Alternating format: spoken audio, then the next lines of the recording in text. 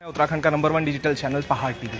तो पहाड़ टीवी जैसे कि आपको लगातार दिखा रहा है कि वीपीडी और वीडियो भर्ती में जिस तरीके से हर बार एक नया मोड़ आ रहा है और इस बार भी ऐसी कुछ देखने को मिला है। एसटीएफ जांच के आदेश, उसके बाद अब सवाल ये खड़े होते हैं जो चयनित छात्र हैं, जो अभ्यर्थी हैं, आखिर उनका क्या।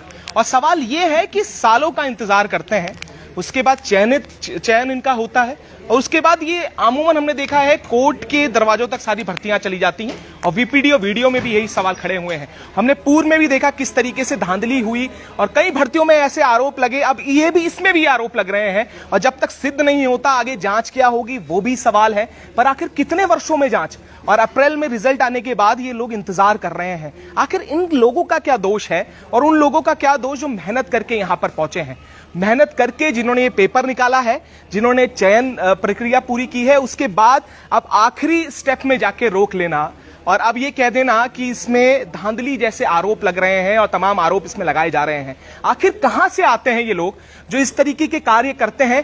कहीं आयोग में बैठे हुए लोग तो नहीं कर रहे, या कौन ऐसे लोग हैं? ये सवाल अपने आप में बड़ी सवाल खड़े करते हैं कि ये आखिर कौन लोग हैं। अब ये चयनित छात्र यहां पर आए हैं, इनकी पीड़ा भी सुनिएगा।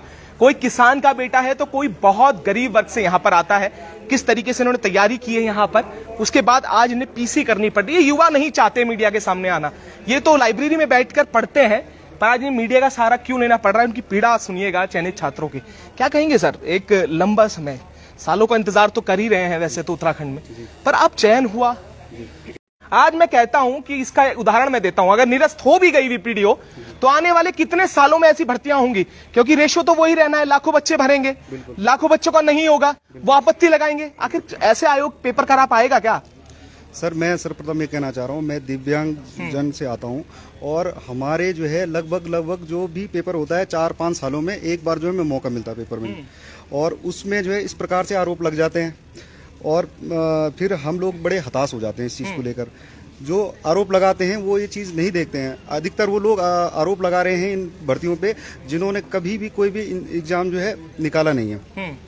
हम 4-5 सालों में एक तो हम किताब के साथ जंग लड़ते हैं 4 दीवारी में, ऊपर से जब ये लगते हैं तो उसके बाद हम जब डॉक्यूमेंट वेरिफिकेशन जो हमारी प्रक्रिया, उसके बाद हम लगातार भागदौड़ कर रहे हैं।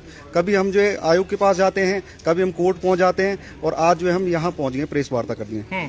ये दुख जो है उन्हें नहीं दिखाई देता है। हमने कई बार उनसे बात करने की कोशिश करी जो आरोप लगा रहे थे कि सर हम लोग भी हैं, हम लोगों को भी ध्यान में रखना चाहिए, तो वो कहते हैं कि अभी इसमें जांच चल रही है फिर देखेंगे। कभी उन्होंने ये नहीं कहा कि यार आप लोग इतने मेहनत करके आए हैं, 4-4, 5-5 साल, या किसी के और भी हो सकते हैं और ज़्यादा साल उसने उसमें समय दिया है, उन लोगों के हक में कभी भी कोई बात नहीं की जाती है।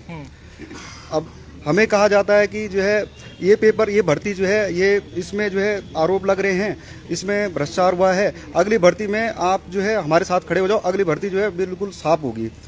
हम इनके साथ रहे हैं 2018 में 2019-20 के आसपास जो है यहाँ पे जो है हमने आंदोलन करा, उनके साथ रहे हैं। मेरे पास वीडियो पड़ी है उनकी कि जो है हमने रातों को काटा है उनके साथ सड़कों में। आज की डेट में, उस समय हमसे यही वादा करते थे कि जो है अब भ्रष्टाचार नहीं होगा। आज डेट में वो फिर हमारे भर्ती, हमने मेहनत करी, फिर हम जो है यहाँ पे चयन होके आए, आज जो है आप फिर कह रहे हो कि इसमें भ्रष्टाचार है, आप फिर बरगला रहे हो लोगों को। जो बच्चा जो है एग्जाम की तैयारी कर रहा है उसको भी आपने साथ जो है आपने ला दिया है, उसको कह रहे हैं कि नहीं इस भर्ती में जो है ना कुछ भ्रष्टाचार हुआ है, आप आओ, अब अभी नहीं आए तो फिर दोबारा जो है भ्रष्टाचार होता रहेगा। तो मैं पूछना चाहता हूँ उन लोगों से कि जो है आप जो है कब तक जो है छात्रों को बरगलाते रहेंगे इस मामले में? हम लोगों ने मेहनत करी है, हमारे कंधों के ऊपर रख के बंदूकें मत चलाओ। बिल्कुल आपने ये सही बात कही, और ऐसे छात्र भी हैं जिनका इस परीक्षा के अलावा अन्य परीक्षाओं में भी सिलेक्शन हुआ, शायद और होंगे आपके बीच में। कौन कौन है आप यहाँ? अच्छा, आपका किस भर्ती में हुआ है? आप कौन? मेरा स्टेनो क्लियर है। हाँ। उसके बाद मेरा 31 अक्टूबर। उसमें भी सर पैसे दिए क्या? 15-20 लाख रुपए? सर एक कहाँ से दूसरा किसान परिवार से आता हूँ, तो मतलब टोटल 60 लाख रुपए हो गए? हाँ, 15 60 तो हो गए सर ना। 60 लाख मैंने जिंदगी में देखे भी नहीं, ये भी नहीं पता कितनी जीरो आती है 60 लाख में ना। स्टेनो क्लियर हुआ सर, उसके बाद मेरा कनिष्ठ सहायक में मेरी रैंक टॉप 20 में हूँ मैं, और वीडियो मेरा क्लियर है, वहाँ भी मेरी ओपन में 272 रैंक है, और मेरा लोअर पीसीएस भी क्लियर है, वहाँ पे मैं टॉप 20 में आता हूँ लोअर पीएस के अंदर।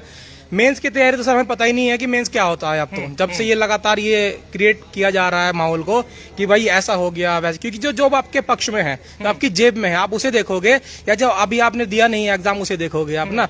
लगातार हमारे ऊपर जो है, हमारे ऊपर नहीं मतलब चारों तरफ आरोप का माहौल बनाया जा रहा है, भर्ती को अटकाया जा रहा है, तथा कथित लोगों के द्वारा लगातार हमारा पक्ष कभी सुना नहीं गया। आज हम मीडिया के सामने भी इसलिए आए हैं कि भाई हम लोग भी हैं, हमने भी रातें खराब करी हैं, हम भी दिन रात मेहनत करके माँ बाप का पैसा खराब करके यहाँ तक पहुंचे हैं, हमारा पक्ष भी रखे। सरकार के पास हम भी गए, आयोग के पास हम भी गए, हर जगह हम गए हैं सर, लेकिन हर जगह से एक ही कि जांच चल रही है, आगे क्या होगा कुछ नहीं पता। अरे कैसे कह सकते हो सर आप, हमारी रातों की सालों की मेहनत को आप एक क्षण में कैसे कह सकते हो कि आगे क्या होगा पता नहीं है? कि कौन जिम्मेदार है सर इस बात का? और मैं तो कोर्ट भी गया था सर, और कोर्ट ने भी आदेशित किया है कि 70 दिन के अंदर जांच पूरी हो। ये भी हमारे लिए एक अच्छी पॉइंट है। जांच के विरोध में हम कभी नहीं है सर, लेकिन अभी आपने देखा स्क्रीनशॉट का मामला था, आज प्रिंट मीडिया के मामले से पता लगा हमें क्यों एडिटेड है, तो उन लोगों के ऊपर शासन कार्रवाई करे ना, जिन्होंने लगातार सरकार और आयोग पर आरोप लगाए हैं। क्या अब आयोग इतना या सरकार इतनी जो है हताश हो गई है कि इन तथाकथित के ऊपर कार्रवाई भी नहीं कर सकती? कारण क्या लगता है आपको कि तथाकथित, जिनके नाम नहीं ले रहे हैं, तथाकथित लोग बोल रहे हैं, क्या कारण लगता है, क्या उद्देश्य है, और क्या ऐसा उनका लालच है, क्या ऐसा बेनिफिट उसमें होने वाला है इस परीक्षा को लेकर? क्योंकि सवाल यही है, देखिए सवाल उनका, आपने कहा आप जो जांच होगी उसके लिए आप उसमें समर्थन करेंगे, और ये तमाम वो चेहरे हैं, मेहनत भी की होगी इन्होंने और तब जाके यहाँ पर पहुंचे होंगे, पर आखिर इनका क्या फायदा होने वाला है जो इस तरीके के कार्य कर रहे हैं? और सवाल यही है कि जांच हो, और जांच होनी भी चाहिए। अगर इस तरीके का आरोप जो लगाए जा रहे हैं वो सिद्ध होते हैं तो जांच होनी चाहिए, पर उन लोगों का क्या दोष जो मेहनत करके यहां पर पहुंचे, इनका क्या फायदा? सर इनका जो फायदा है ना, जहां तक मैं देख पा रहा हूं कि इनके ही साथी के वीडियो है हमारे पास, जिन्होंने कहा है कि बेरोजगार संघ वाले तो शेर हैं, उन्हें जाके राजनीति में जाना है आगे ना। उन्हीं के साथी का वीडियो है हमारे पास ना। आप उसको कैसे रोकोगे? उसको राजनीति करनी है, विधायक बनना है। अगर विधायक बनना है, आपको राजनीति करनी है, तो क्या मेहनती छात्रों के कंधे बंदूक रख के करोगे क्या आप? उन्होंने ये मुद्दा माननीय हमारे बहुत ही सम्मानित नेता, हमारे कांग्रेस के एक नेता हैं, बहुत ही सम्मानित नेता है, हम लोग उनका बड़ा सम्मान करते हैं, उन्होंने वो स्क्रीनशॉट उन्हें देकर अनर्गल बात बताकर विधानसभा तक पहुंचवा दिया ये मुद्दा। अब उन्हें पता लगेगा विधायक जी को कि स्क्रीनशॉट तो फर्जी है, क्या उनकी रेपुटेशन का कोई फर्क नहीं पड़ेगा कि विधानसभा में उन्होंने वो स्क्रीनशॉट दिखाया कि देखो पेपर लीक हो गया है, और इन्हीं तथाकथित लोगों के द्वारा वो स्क्रीनशॉट दिया गया था उनको? तो क्या विधायक जी इस बात का संज्ञान लेंगे कि मुझे झूठी चीजों को देकर आपने विधानसभा में कहीं ना कहीं उनकी छवि को धूमिल करने की कोशिश करी है? तो वो भी इस बात को संज्ञान लें।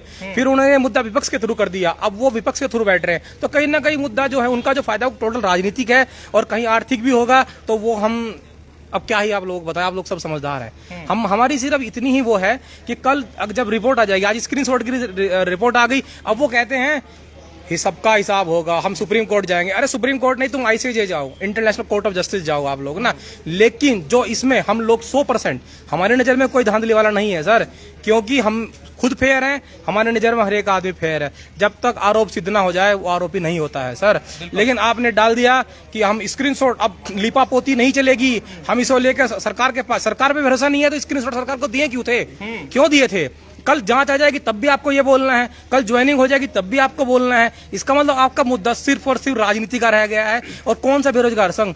प्रवीण सर ने कहा हम भी अब इस बात की मुद्दा आपके थ्रू रखते हैं कि चुनाव हो, और जरूरत बन गई है उत्तराखंड के अंदर की एक बेरोजगार संघ हो, इसका चुनाव कराया जाए और हम लोग चुने। ऐसे किसी से नहीं कि किसी ने रजिस्टर करके जीएसटी करवा लिया और सबका हिसाब होगा और हम लोग बेरोजगार संघ है। कौन सा बेरोजगार संघ है सर? कल भी थैला उठा के आ जाओगे, बेरोजगार संघ मान लेंगे आपको। हमारा अगर रिप्रेजेंटेशन आप कर रहे हो, हमारी बात तो रखो। आपने कहा कि इसमें इतने बड़े लोग जो हैं गरीब परिवारों से आते हैं, जो मेहनत करके हम उनके साथ है। अगर आज वो स्टेटमेंट जारी करते हैं ना कि मेहनती लोगों को ज्वाइनिंग मिलेगी और काली भेड़िया अगर कुछ है सिद्ध होती है बाहर होंगी, तो आज हम उनको अध्यक्ष मानने के लिए तैयार है सर। मैं इतनी बात ही रखना चाहूंगा। अच्छा, मैं तो ये मानता हूं, ठीक है, पेपर में धांधली हुई होगी, बहुत बड़ी बड़ी एजेंसीज हमारे पास है, बहुत बड़ी बड़ी जांच एजेंसीज हैं जो जांच कर सकती हैं। क्या ऐसा जब लगता है लोगों तक और स्टूडेंट्स तक और बेरोजगार संघ तक ये बात पहुंच जाती है कि इसमें गड़बड़ी हुई है, तो ये खुफिया एजेंसियों का क्या मतलब है? ये क्यों नहीं जांच कर पाते? और आखिर ऐसा क्या कारण है कि इन्हें कुछ नहीं चल पाता, पर विद्यार्थी जो अभ्यर्थी हैं उनके पास ये सूचना मिल जाती है? ये अपना भी बड़ा सवाल है। ये खुफिया एजेंसी कहाँ है, कहाँ है सीबीआई और ये तमाम चीजें? सर कि जैसे अगर अभी एसटीएफ भी बैठ गई, बिल्कुल कल को उसकी भी रिपोर्ट आएगी ना, फिर उन्होंने बोलना कि उससे सीबीआई से जांच करनी थी, ये तो राज्य की अपनी एजेंसी है, सीबीआई से करानी थी इन्होंने जांच। तब भी उन्होंने सवाल उठाने सर पूरे कि क्या बोलते ये सीबीआई से होनी चाहिए थी जांच। इनको मतलब उस एजेंसी पे भी फिर भरोसा नहीं रहेगा। जी आप बताएं। सर, जो आपने बोला कि जो है इनके पास कैसे आ जाता है, खुफिया एजेंसी के पास क्यों नहीं आता है, मुझे तो लगता है कि हो सकता है इनकी खुफिया एजेंसी और खतरनाक हो, है ना, तो इनके अपने तंत्र हो, पता नहीं कहाँ से इनके पास आ जाती है। तो वही मैं आपको कह रहा हूँ कि इतने खुफिया तंत्र लोगों को चुना किसने। अब मैं आपसे कह रहा हूँ कि जब जो है सचिवालय से एक लेटर साइन होता है, इसमें अगर कोई एक मुख्य सचिव या कोई भी सचिव साइन करता है तो अथॉरिटी वो होती है। बिल्कुल। वो लेटर में बात कही हुई बात जो है अथॉरिटी होती है और जो है वो संदेश होता है सरकार का। ऐसे ही जब बेरोजगार संघ जो है एक जो है ज्ञापन देता है मुख्यमंत्री को, वो किसको रिप्रेजेंट कर रहा है, मुझे तो ये समझ नहीं आ रहा है। क्या उन्होंने हमसे पूछा, हमारे मुद्दे पूछे, ज्ञापन उन्होंने किनसे पूछ के दिया? क्या वो बेरोजगार, हम भी तो बेरोजगार हैं, हमसे पूछ के दिया क्या, हमसे कोई वार्ता करके दिया क्या, क्या कहीं मीटिंग करवाई उन्होंने? मैं ये कह रहा हूं कि सर देखो, किसी के जो है हमारे कंधे पे बंदूक रख के आप ज्ञापन दे रहे हो, ये गलत बात है। हमारा रिप्रेजेंटेशन होना चाहिए था ना वहाँ। बिल्कुल। मैं ये कह रहा हूं कि चलो ठीक है, बेरोजगार संघ के अध्यक्ष बने, हमने कभी आपत्ति नहीं की जब तक मुद्दे सही उठा रहे हैं। पर मैं ये कह रहा हूं कि हमारे नाम पे आप मुद्दे उठा रहे हो, हमने चुना नहीं आपको, चुनाव हुआ नहीं, आपका कार्यकाल पंचवर्षीय है, त्रिवर्षीय है, सालाना है, 6 मई है, हमें तो कुछ पता ही नहीं ना। चुनाव कब हुआ, वोट कब दिया, हमारे उंगलियों में नीली स्याही कब लगी, हमें तो यही पता नहीं है। तो मैं आपसे ये कह रहा हूं कि जल्द से जल्द जो है अब आगे जो है मामला गड़बड़ाएगा। जो भी है, आप सबसे पहले जो है बेरोजगार संघ का जो चुनाव कराएं। हम अपना रिप्रेजेंटेशन बिल्कुल सही ढंग से देना चाहते हैं। हम उस बंदे को जो अपना लीडर बनाना चाहते हैं जो एक पक्षीय ना होकर बहुपक्षीय हो। एक पक्षीय मतलब कि एक ही बात को रखे, धांधली हुई है, धांधली हुई, यही बात को लगातार रिपीटेड करता रहे। एक पक्ष ये भी रखे कि हाँ भाई, यहाँ पे मेहनती वाले छात्र भी, इनके साथ बुरा नहीं होना चाहिए। बिल्कुल। अगर वो ये बात जो है मीडिया के सामने बोलते हैं कि हमारे जो चयनित छात्र हैं इनके साथ में कुछ बुरा ना हो, इनको आगे बढ़ा जाए, किसी भी हालत में इन बच्चों को जो है नियुक्ति से कोई नहीं रोकेगा। ये बात 100% होनी चाहिए। और दूसरी बात होनी चाहिए कि अगर कोई गलत है वो किसी भी हालत में चयनित नहीं होना चाहिए। ये 2 स्टेटमेंट हैं, अगर वो बोल दें तो हमारा समर्थन आज ही से है। चुनाव में हम 100% अपने वोट देंगे उन्हें। ठीक है, ठीक है। पर जैसे आपने कहा कि एजेंसीज हैं, बेरोजगार संघ हो सकता है कोई एजेंसी, खुफिया एजेंसी हो उनके पास, पर मीडिया के, मैं आपको बताना चाहूंगा, कुछ सूचनाएं हम पे भी रहती हैं। और ये जरूर है कि इसके पीछे कोचिंग माफियाओं का हाथ जरूर है। और ये मैं बिल्कुल बोल सकता हूं कि जिस तरीके से कोचिंग माफिया एक्टिव हुआ है और सेंध जो लगी है यूके SSS के बाद, जो यूके SSS ने सेंध लगाई है कोचिंग माफियाओं के, उसके बाद ये बौखलाहट साफ देखी जा सकती है। और इस पर मैंने ये भी देखा, ये भी हमें जानकारियां मिली हैं सूत्रों से कि कई लोग अब SI के लिए भी इस तरीके की कोई पैसे देने की बात कर रहे हैं। कोई ऐसे माफिया जो है वो एक्टिव हुए हैं और पहले भी इनके ऊपर FIR हुई है। क्या उसमें हुआ हम नहीं जानते, क्योंकि कई लोगों के नाम आए, उनके बाद उनकी अरेस्टिंग तक नहीं हो पाई, क्योंकि नेताजी के कुछ खास लोग थे वो। पर अभी चलते मैडम, कब तक आखिर, देखिए ये सारी चीजें हो गई और अब सवाल आता है कि आप लोग, तमाम लोगों पे जो चयनित हैं उन पे ये आरोप लग जाता है कि आपने लाखों रुपए दिए हैं तब आप सिलेक्ट होके आए हैं। कब तक होता रहेगा ऐसा और कब तक आप इंतजार करेंगे? अगर ये रद्द हो जाती है, देखिए अगर ऐसा होता है, निरस्त हो जाती है कोई कारण की वजह से, कुछ भी कारण हो सकता है, तो फिर से वो इस सालों का इंतजार, उसके बाद कितनी परसेंट लगता है कि फिर से वो उसमें धांधली नहीं होगी या इस तरीके के आरोप नहीं लगेंगे? क्या कहेंगे इस पर?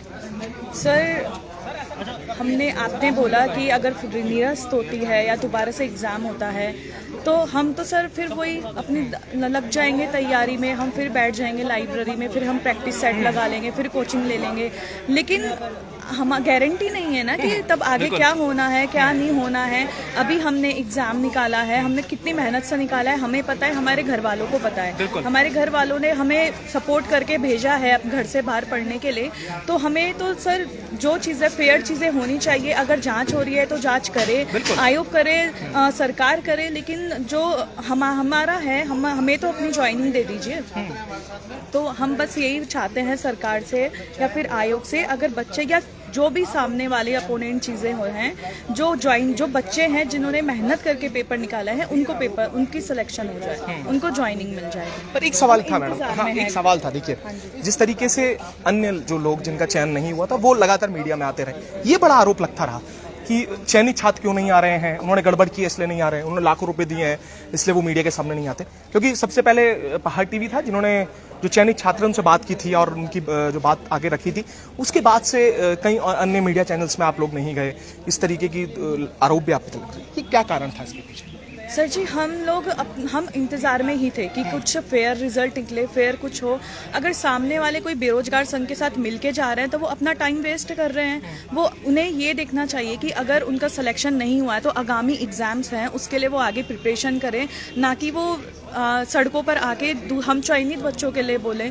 तो मुझे तो नहीं लगता सर कि जो सामने बच्चे के नहीं हुआ है कि उन्हें बाहर आना चाहिए, या फिर अगर वो अपने हक के लिए भी बोल रहे हैं तो मेहनत भी तो वो उस तरह से करें। बिल्कुल बिल्कुल, और ये हमेशा होता रहेगा। हाँ जी सर, मैं अपनी बहन की तरफ से आई हूँ। मेरी बहन, मेरे जियाजी का एक्सीडेंट हुआ था, उनकी डेथ हो गई थी 3 साल पहले। तो मेरी बहन हमारे घर मायके में आके उसने तैयारी करी, वो 2 साल से वो मेहनत कर रही थी और इस बार उसका क्लियर हुआ। अब मुझे ये बताइए, जिस लेडीज के लाइफ में इतना कुछ हुआ और वो अपने मायके में तैयारी कर रही हो और उसने इतनी मेहनत से एक बार फिर उठ के तैयारी करी हो और उसके बाद वो सिलेक्टेड होने के बाद वो ये देखती है कि ये इस तरह से इसको होल्ड करा जा रहा है, तो अब उस पर क्या फर्क, मतलब उसके मेंटल हैरेसमेंट है ये एक तरीके से। तो एक स्टूडेंट होने के नाते क्या हमारा काम है कि हम भाग भाग के पहले तो सेलेक्ट करें, मेहनत करके अपने आप को उठा के सिलेक्ट हों, इतने कंपटीशन को फेस करें, फिर उसके बाद ये काम है हमारा कि हम घर घर जाके या सरकार के पास जाकर ये बताएं कि हम सही हैं, आप हमारी भी सुनो। हमने एग्जाम दिया है, हमने पास किया, ये इनफ है मुझे लगता है कि प्रूव करने के लिए कि हम हैं। ये सरकार की या आपकी एजेंसी की या गवर्नमेंट की पूरी जिम्मेदारी होनी चाहिए कि जो सिलेक्टेड है वो पैनिक में ना हो, उनका मेंटल हैरेसमेंट ना हो, टाइमली चीजें कवर हो, और चाहे इसमें कुछ धांधली हो या ना हो, ये स्टूडेंट का इशू नहीं है, इसको सरकार को देखना चाहिए और बच्चों का मेंटल हैरेसमेंट नहीं होना चाहिए। क्योंकि मैं देख रही हूँ मेरी बहन ऑलरेडी एक बहुत बुरी लाइफ से उभर के आई है। अब मुझे बताइए, अगर ये परीक्षा रुक जाती है तो क्या वो दोबारा से तैयारी करेगी, जिसने अपने हस्बैंड को खो दिया और जो मायके में 2 साल से तैयारी कर रही है? अब मुझे बताइए, क्या वो दोबारा से तैयारी कर पाएगी? तो वो तो सोचेगी सिस्टम ऐसा ही है। तो सर ऐसा बार बार नहीं होता, हर बार एग्जाम क्लियर नहीं होता, रैंक ऊपर नीचे भी होती है। ये एग्जाम एक बहुत रेप्यूटेड एग्जाम था और उसकी अच्छी रैंक भी आई है, तो हम उम्मीद कर रहे हैं। अब ये तो डिमोरलाइज करने वाली बात है ना, और अगर यही सिस्टम चलेगा तो मुझे नहीं लगता कि फिर एक अच्छा फेयर सिस्टम इस तरह से चल पाएगा और स्टूडेंट का विश्वास रहेगा सिस्टम के ऊपर, गवर्नमेंट के ऊपर। तो गवर्नमेंट को, और मैं ये कहूँगी जो मीडिया है, मीडिया को दोनों ही पक्ष दिखाने चाहिए, बस माहौल ऐसा ना बने एक नेगेटिव। मैं जो देख रही हूँ वो एक नेगेटिव माहौल है जो सिलेक्टेड बच्चों के पक्ष में दिख रहा है। अब वो कह रहे हैं वो बच्चे क्यों नहीं आ रहे, उनका काम, वो आएंगे, उनका काम अपने आप को सिलेक्ट करना था। अब ये काम उनका नहीं है। ये हम सवाल नहीं कर रहे हैं, ये सवाल ये माहौल बनाया जा रहा है सर। मैं वही कह रही, जो माहौल बना रहे हैं सर, ये हमारा काम नहीं है। अब सफाई देने के लिए सर आज खड़ा कर दिया ना इस स्थिति में, तो आज हम आए हैं। तो ये क्यों कह रहे अभी तक कहाँ थे? एट लास्ट मजबूर कर दिया कि बच्चे अपने घर से निकल के, मैं अपनी बहन के बिहाफ में आई हूँ, है ना। तो अब मेरी बहन तो जॉब कर रही है, मायके में है, क्या वो अब ये भी आए, दौड़ दौड़ के आए कि वो बैनर लेके बैठ जाए? बताए आप। तो मैं आई हूँ उसकी तरफ से, तो मैं अपनी बात उसकी तरफ से बात रख रही हूँ। तो मैं ये चाहती हूँ कि मेंटल हैरेसमेंट ना हो किसी भी तरह। नहीं, बिल्कुल आपने जो बात कही है वो सच में, जिस तरीके की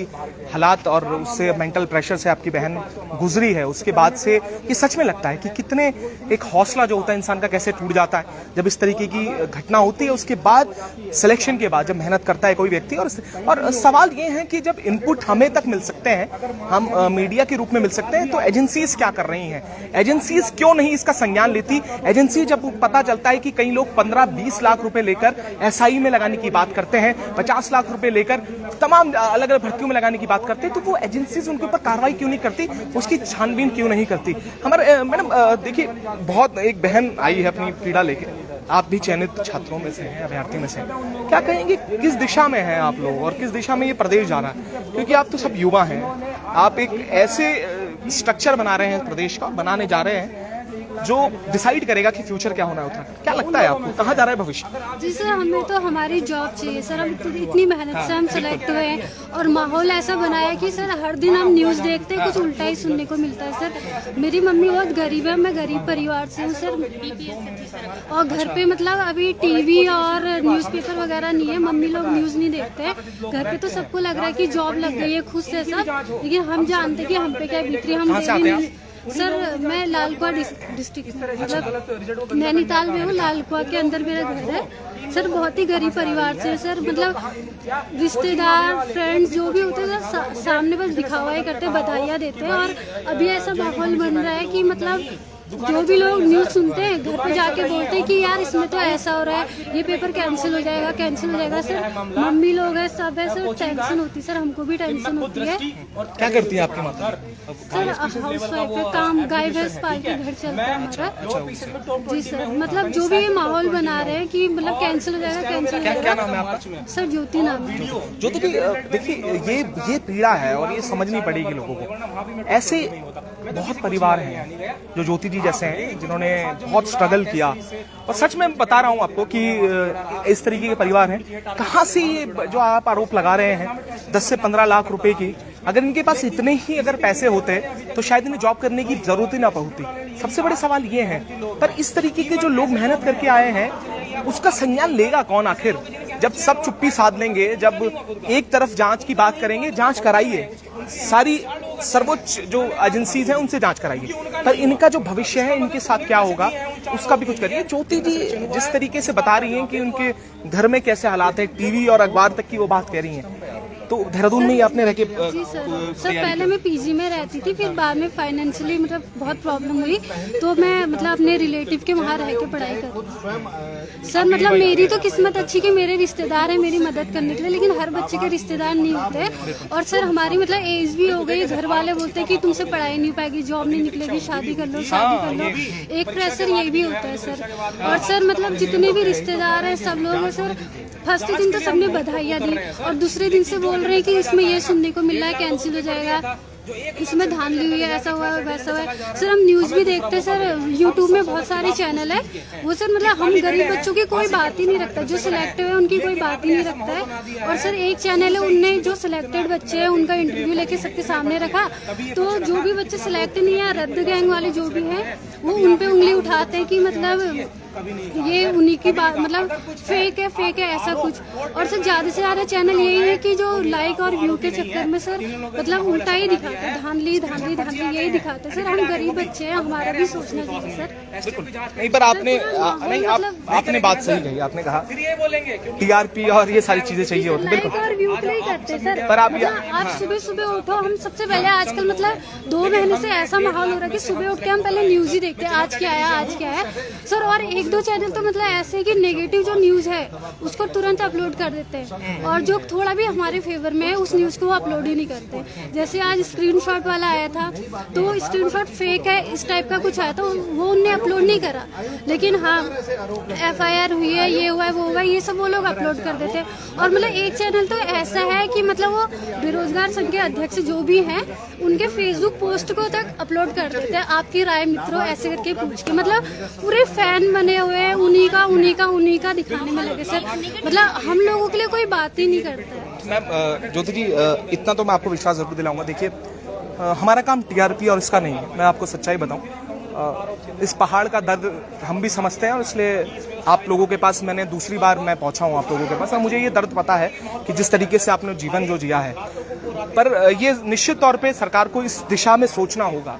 और ऐसे जो ज्योति जी जैसे हैं, जो सच में ये इन्होंने एक पीड़ा बताई है कि देखिए इनके रिश्तेदार हैं तो वहां जाके मदद कर रहे हैं जो रिश्तेदार, कई लोग ऐसे भी हैं जिनकी मदद करने के लिए आगे कोई नहीं आता, और इस तरीके से फाइनेंशियल प्रेशर, जब क्राइसिस आती है और क्रैश होते हैं, तो कहाँ जाएंगे इन जैसे ज्योति जैसे जो अभ्यर्थी हैं। और इतनी पीड़ा, इतना दर्द इन्होंने की बात बताई है, तो सरकार को इस दिशा में सोचना जरूर पड़ेगा। और साथ ही अभी तक तो हम खुश थे, मतलब रिजल्ट आने वाला, रिजल्ट का हम वेट कर रहे थे, नंबर भी अच्छे आए थे तो हम खुश थे। और रिजल्ट आया पहला दिन, मतलब बहुत खुशी का कोई ठिकाना ही नहीं था, सबके कॉल आ रहे थे, बधाइयाँ दे रहे थे। लेकिन उसके जो दूसरे 7 अप्रैल को रिजल्ट आया, 8 अप्रैल से इतना गंदा माहौल बना है कि 2 दिन हम खुश होते हैं, तीसरे दिन हम कुछ ऐसा न्यूज देखते तो फिर हम दुखी हो जाते हैं सर। मतलब हम सेलेक्ट हुए और हमें उसकी खुशी नहीं हो रही, ऊपर से टेंशन हो रही कि मतलब कोई कुछ कह रहा है, कोई कुछ कह रहा है, बस टेंशन ही टेंशन सर, खुशी बिल्कुल भी नहीं है जॉब की। ज्योति जी बिल्कुल ये सही आपने बात की, मेंटल प्रेशर। हाँ। कोई हमसे गारंटी दे दे कि हम जांच कर रहे हैं और जो सिलेक्टेड बच्चे, मेहनती बच्चे, उनको जॉब दे देंगे तो हम वेट कर लेंगे, ये पूरा साल भी हम वेट कर लेंगे। बिल्कुल। बस हमें बोले कि हाँ तुम्हें तुम्हारी ज्वाइनिंग मिल जाएगी सर। सवाल यही है कि माहौल इतना गंदा बना रहे कि हमें भरोसा ही नहीं कि हमें ज्वाइनिंग मिलेगी नहीं मिलेगी, या सालों तक वेट करना पड़ेगा सर। जैसे हमने पहले तैयारी करी थी, हर बार नहीं हो पाता सर, मतलब पेपर भी हर दिन सेम नहीं होता, हर बार हमारे से तैयारी भी सेम नहीं होती सर, बहुत कुछ कुछ होता है। और मतलब ज्यादातर तो बच्चे री एग्जाम वाले हैं सर। बिल्कुल, कोई भी मतलब ये नहीं कह रहा है कि चलो जो भी धांधली वाले हैं उनको हटा दो और जो मेहनती बच्चे हैं उनको ज्वाइनिंग दो, ऐसा कोई भी नहीं कह रहा है। बिल्कुल हरजोत जी, ये तो अब सोचना होगा और ये बिल्कुल गारंटी भी देनी होगी कि अगर जो धांधली में नहीं पाए जाते तो उन्हें ज्वाइनिंग पूर्व में ही एक निर्धारित कर दिया जाएगा कि उन्हें ज्वाइनिंग मिलेगी, ये नर्द नहीं होगी। सर हाँ आपकी टेंशन सर मैं आपकी बात से बिल्कुल सहमत हूँ। आपने जो अभी थोड़ी देर पहले बात कही थी कि यहाँ पे जो है कोचिंग वाले ऐसे बहुत सारे संस्थान हैं जो इस तरह के काम करते हैं। इसी मामले में क्या है कि कल मेरे एक दोस्त का फोन आया, वो हल्द्वानी का रहने वाला है, तो उसने भी यही कहा कि वहाँ पे जो है कुछ कोचिंग इंस्टीट्यूट वाले ऐसे हैं जो जबरदस्ती नाम ढूंढ रहे हैं, हमारे सामने लाओ ऐसे बंदे और हम उनका नाम भेजेंगे। वो बंदे कोचिंग में नहीं पढ़े हैं। आप ये सोचिए कि कोई बंदा अगर जो है कोचिंग इंस्टीट्यूट में नहीं पढ़ता है, क्या वो एग्जाम क्लियर नहीं करता है? बहुत सारे अच्छे इंस्टीट्यूट भी हैं, पर लेकिन यहाँ पे कुछ ऐसे इंस्टीट्यूट हैं जो उनकी कोचिंग से नहीं पढ़े हैं और अच्छे नंबर लाए हैं, तो उनको भी क्या है जबरदस्ती उनका नाम दिया जा रहा है। आज जो है जब ये पूरी जांच चली, हो सकता है नंबर जो है 100 के आसपास दिए गए हों जांच के लिए, लेकिन संदिग्ध तो 17 पाए जा रहे हैं ना। और जब फर्दर जांच होगी तो आगे का कुछ सीन कुछ और होगा। पर मैं ये कह रहा हूँ कि इस तरीके से जो है यहाँ पे प्रोसेस चल रहा है, लगातार चल रहा है और हम लोगों का शोषण किया जा रहा है। बिल्कुल ये सवाल देखिए, मैं आपको लगातार ये कह रहा हूँ कि ये कोचिंग माफियाज इसमें मिले हुए हैं और ऐसी खबरें आती हैं। देखिए आरोप और इसे सिद्ध करना तो एजेंसियों का काम है। क्या एविडेंस होगा, कोर्ट में क्या एविडेंस रखा जाएगा, अगर कोई इस तरीके की अगर धांधली पाई जाती है, वो भी अपने आप में बड़े सवाल कहीं ना कहीं खड़े करता है। पर इन युवाओं का क्या जो इस सालों तक इंतजार करेंगे, कहाँ जाएंगे ये लोग और कब तक, क्या उत्तराखंड में भर्ती हो पाएगी, वो विज्ञापन निकल पाएंगे और उसके बाद जो प्रोसेस होगा वो कितने वर्षों का होगा, ये सवाल अपने आप में खड़ा होता है। अगर हर बार निरस्त होगी, हर बार कोर्ट की शरण होगी, कितने वर्षों में भर्तियां आएंगी और कितने वर्षों में समाप्त होगी, ये अपने आप में समझने वाली बात होगी। और इस पर नजर भी बनाए हुए हैं और सवाल करेंगे और सवाल पूछेंगे भी, आयोग से भी पूछेंगे और दूसरे पक्ष से भी पूछेंगे। ऐसे जुड़े रहिएगा और देखते रहिएगा।